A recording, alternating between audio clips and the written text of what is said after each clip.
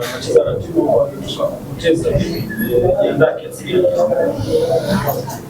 Hakuna ambaye ajui ubora wa klabu ya Azam, hakuna ambaye afahamu kuhusiana na quality ya wachezaji wa klabu ya Azam, hakuna mtu ambaye afahamu kuhusiana na ubora wa Florent Ibenge kwa maana ya kocha wa klabu ya Azam. Hayo yote sisi tunayafahamu, lakini hii ni Pamba Jiji Football Club ambayo mara zote dhidi ya Azam tumekuwa tukipambana kuendelea kuonesha ukubwa ambao tuko nao dhidi yao.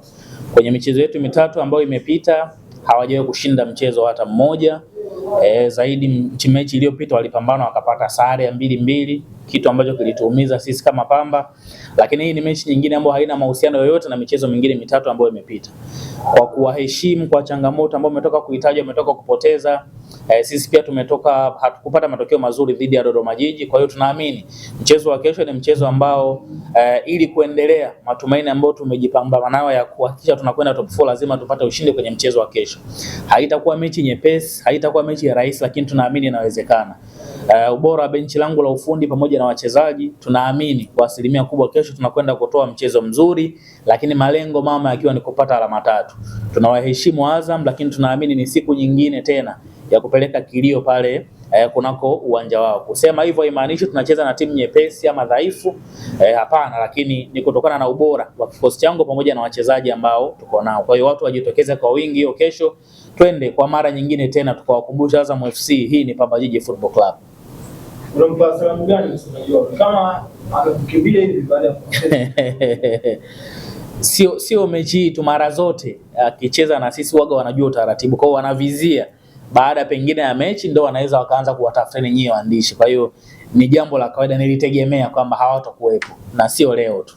Kwa hiyo mechi zetu zote huo utaratibu ni huu. Kwa hiyo pengine yakitokea mengine labda matokeo yamekuwa mazuri kwa upande wao, mtaona watu watafuteni nyie, lakini kwa hapa kabla ya dakika 90 mara zote huwa hawaonekani. Kwa hiyo mimi nawasalimia, tukutaneni pale Chamazi hiyo kesho. Namshukuru Mungu kwa kufika tena mjini Dar es Salaam kwa salama na amani, na tunamshukuru Mungu wachezaji wote wapo wazima, tupo wazima wote. Kukutana na timu kubwa kama Azam, kwanza tuwape heshima yao, tunawaheshimu na tunakuja kupambana nao, tunajua tunakuja kupambana na mtu gani na timu ya aina gani. Sasa inayobaki kocha ameshamaliza kila kitu uwanjani, ni kwa sisi wachezaji kutimiza yale ambayo kocha anatuagiza kufanya uwanjani, na tupo tayari kwa ajili ya mechi ya kesho. Paulo, ni mchezo uliopita angeweza kutoa sare nyumbani. Unaamini matokeo ya mchezo uliopita ataweza kuasili mchezo wa kesho? Hamna hizo kutuasili, maana sisi wenyewe tumeshajitengenezea kitu kama hicho. Yaani kila timu ambayo inakuja kukutana na Pamba wanajua wenyewe wanakuja kukutana na timu gani.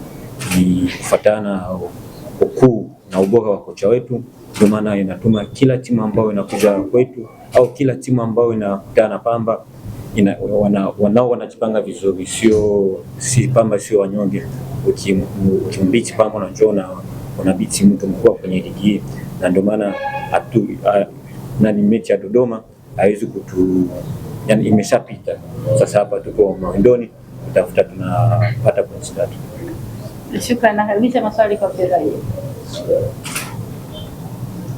Nyinyi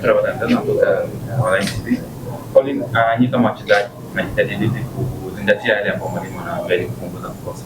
Nasikia hapo hata mwenyewe kwamba anasema anajitahidi kuambia kwa mnapunguza makosa hasa, na hata bila mchezo uliopita mmepata ushindi kwenye mchezo mmoja kwa pengine mchezo mwingine.